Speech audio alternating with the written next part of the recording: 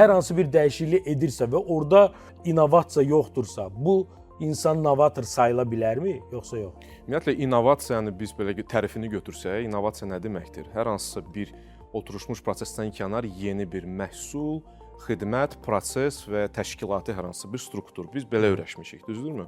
Amma elə nümunədən yola çıxsaq, tutalım Trumpı götürsək, yəni onun addımları hər tərəflidir. Yəni bu yalnız bizim öyrəşdiyimiz bir məhsul deyil, hər hansısa bir gedişat deyil.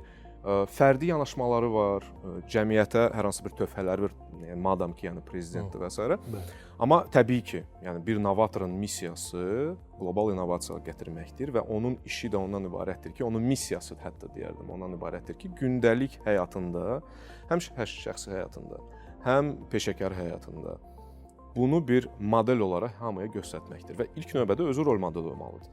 Çünki əgər özünüz düşünün, hər hansı bir fərd innovasiyalar haqqında danışsa, halbuki özü novator deyil, nə dərəcədə bu innovasiyalar, belə deyək də, təbii səslənəcək? Məncə süni səslənəcək, elə deyilmi?